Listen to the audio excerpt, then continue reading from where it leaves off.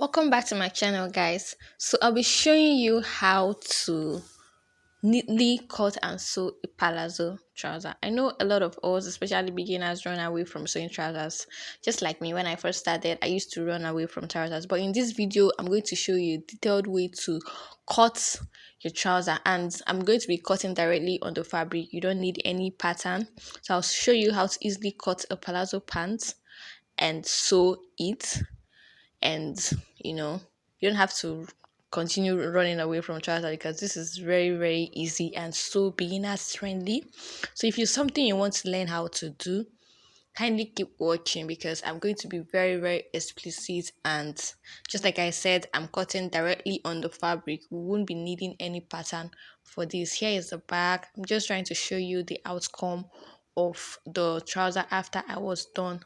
So guys, if it's something you want to learn how to do, just keep watching. So let's get into the video. So here we'll be cutting the front piece first. Okay, so I've folded my fabric into two. In order to get the right amount to fold, you're going to measure your tie like I indicated here. Measure your tie, and you know that because it's a palazzo, your tie is not supposed to be tight, so you're going to leave a little inches, about 1 to 2 inches, for ease, because it's not supposed to be tight.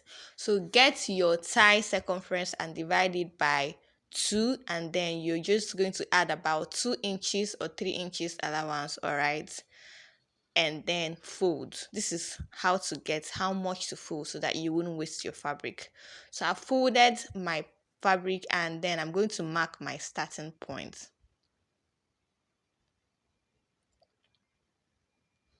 Then I'm going to mark my full length from my starting point. All right, that's the full length of your trouser. All right,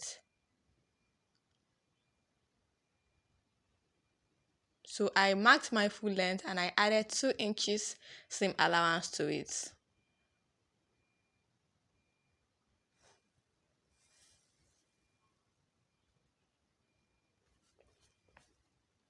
I did the same thing for this other side, so I'll be able to connect it with a straight line like this.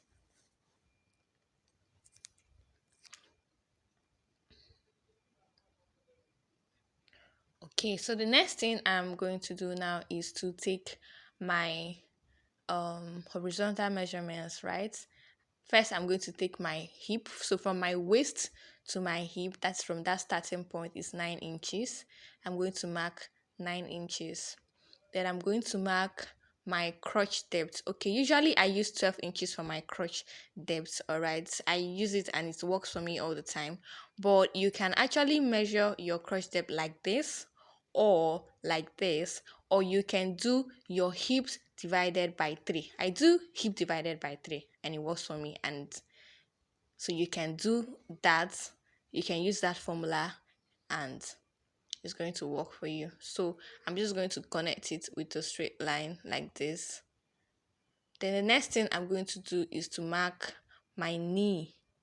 All right, so you measure from your waist to your knee, and then you're going to mark it.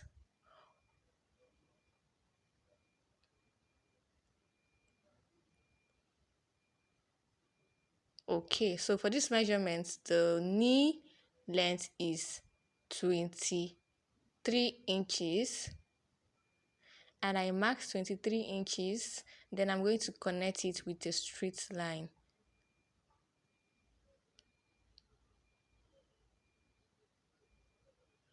All right, so now I'm done with the horizontal, like, right? See horizontal? Yes, the my waist, hip, crotch line, and my knee. So what I'm going to do, I'll come on my hem like this, and I'll mark 2 inches from there.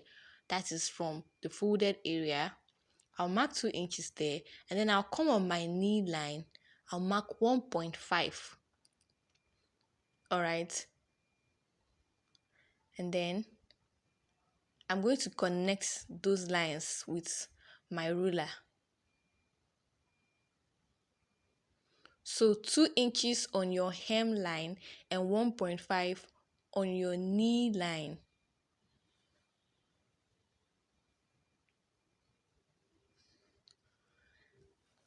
So the next thing I'm going to do, I'll come on my waistline and then I'm going to mark 1 inch. I'm trying to create my hip curve by doing this. So I've marked 1 inch on my waistline. So what I'm going to do now is I'm going to connect it to my hip line.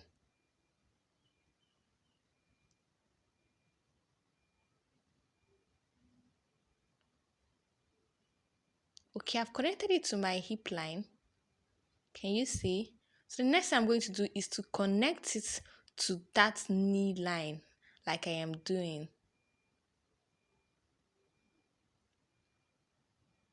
This is to create my hip curve, all right?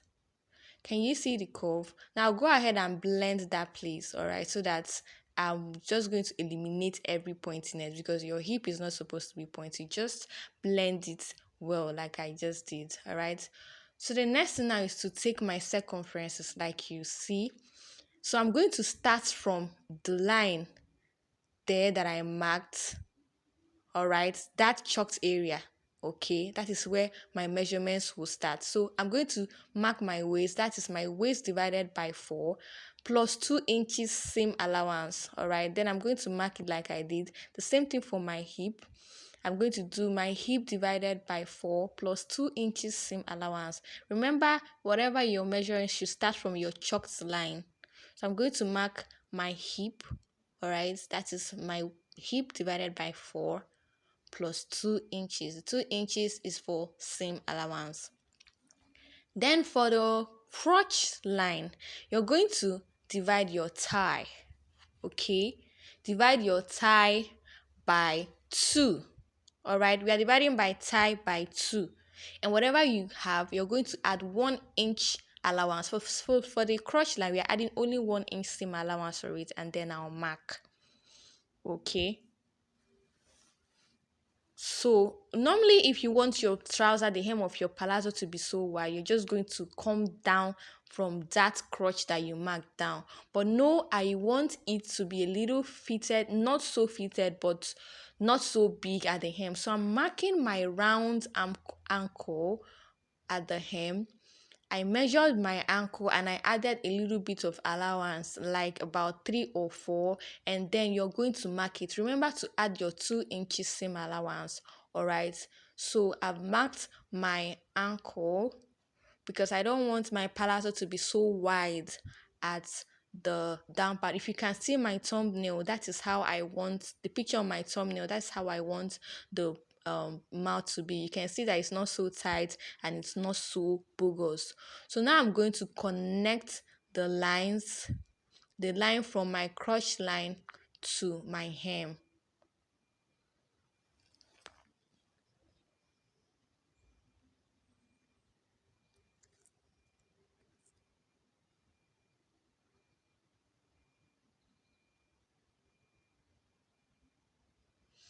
Okay, let me just use my free hand to mark it out very well so that we can see the chalk well.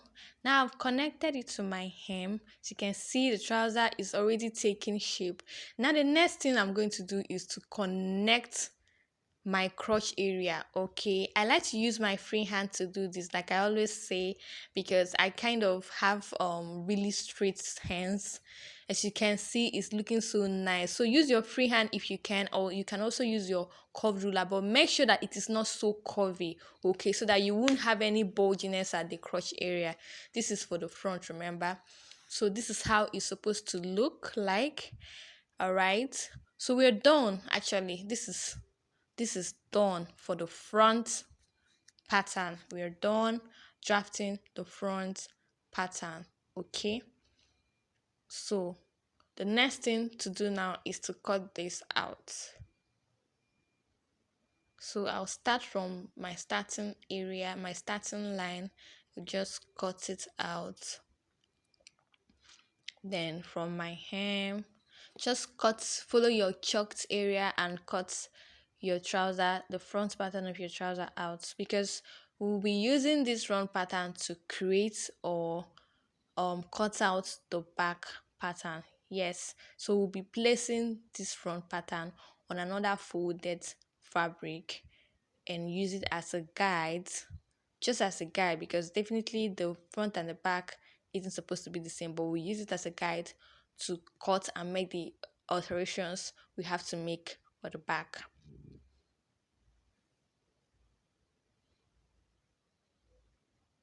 So guys, if you've not clicked the like button, kindly use this opportunity and click on the like button. And if you're not subscribed yet, kindly subscribe to my channel. Thank you. So I'm done cutting the front, all right? So here is what it looks like.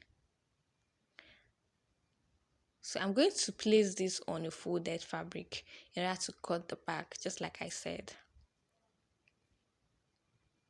So I'll just go ahead and pin this fabric, the piece that's my front piece, pin it, because I don't want to have any disturbances. Just pin everything together. Now I've folded the another fabric and I've placed the front on it, and if you noticed, I folded it this side. I There's more fabric on that side because I'm going to be extending the crotch of the back, and then on the top side you have to make space or make room because we'll be extending that side too in order to to accommodate our bum. So you're going to place it, make sure you place it, the shape of the front should be like this. As you can see at the folded area, there are some spaces there.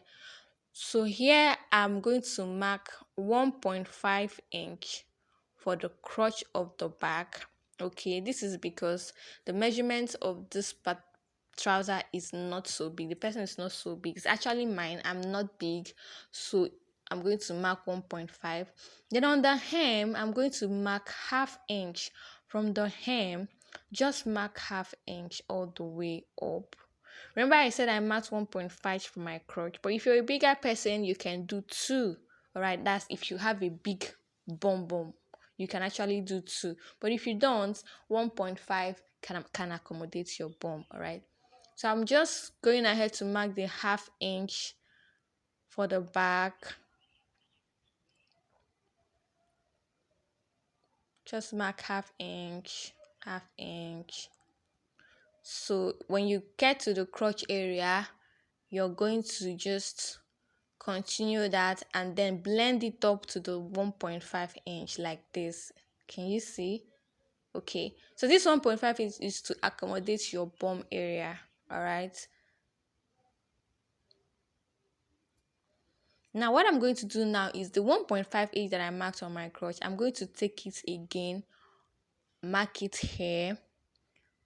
Okay, I'm going to mark it to my hip line, and then when I get to my hip line, I'm just going to reduce it by 1 inch. Just kind of use your discretion on eyeball. You can eyeball it, keep reducing it until you mark it to the top part, so it's going to blend at the top like this. All right, can you see? Just blend it up like this, so it's going to have this shape, and this space is just to accommodate your bum. All right, like I said. So we are done for that side. Then for this extension, I'm going to come on my waistline. I'm going to extend the back by 1.5. All right.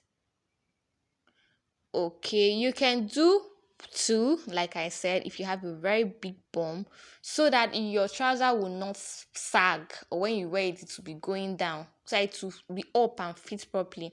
So I'm going to connect that mark, that 1.5 inch that I marked, to the other side, blend it up like this. Okay, so I started the back by 1.5 inch, remember. Then for the front, I'm going to reduce it by half of an inch. Okay, so just note this: for the back waistline, you're going to increase it by 1.5 inch. Then for the front, you reduce it by half of an inch. So I marked half of an inch there, and I'm going to connect it like this to that point as well. So we'll be cutting this off. Okay, So you increase the back by 1.5, and then you reduce the front by half inch. So on this particular area, let me just cut out the hem first. Now it's time to cut. On this particular area, that's a folded area. Okay, let's just cut this side first, starting with the half inch that we measured. So the back is supposed to be half inch bigger than the front. So just follow your lines and cut it out.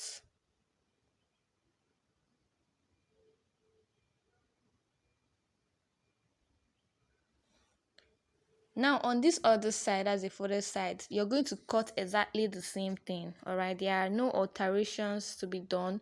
As you can see, I'm cutting the same thing on this side. But when you get to your hip line, you're going to stop, okay? And you're going to stop here. All right, this is because we need space for our dart. So that 1 inch that is there, it is actually 1 inch. If you measure it, it is 1 inch. Okay, we are going to be using it for our darts.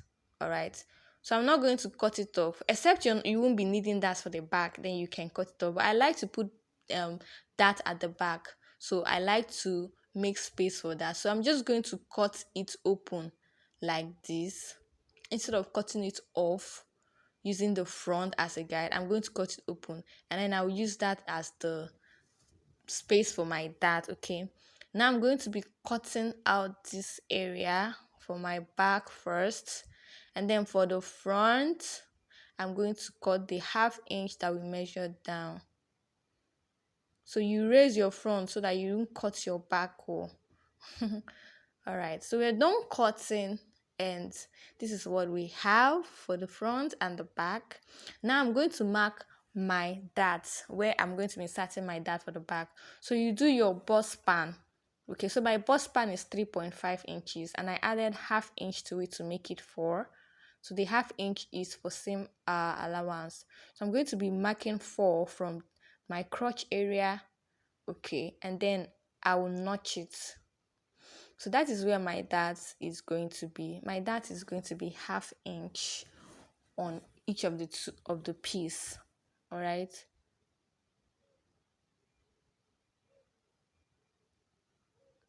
So I'm done cutting for the front and the back. Now what I'm going to do is to show you how to cut out the pockets, because I'll be putting pockets for my trouser. So here's my front piece, and then I'll come on this side, on the hip side, and I'll mark 3.5 inches in. Okay, then I'll mark 3.5 inches in. Then from the waist, I'm going to mark 6 inches down, and then I'm going to connect the points together with a curve.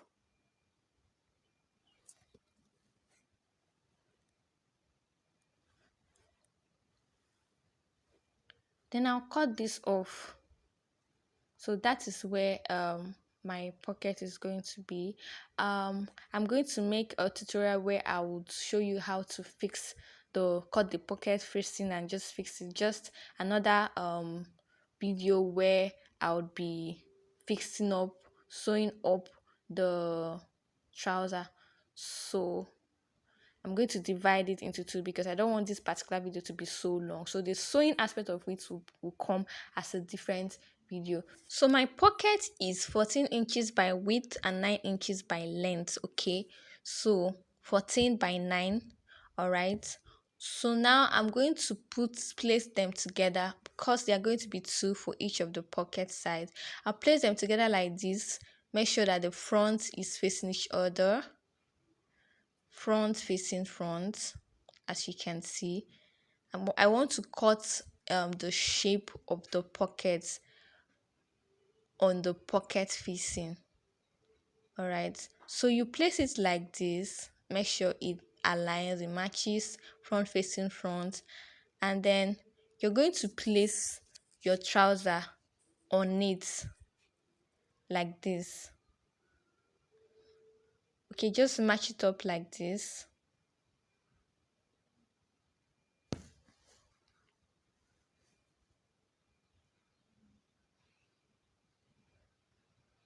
And then you're going to cut the shape.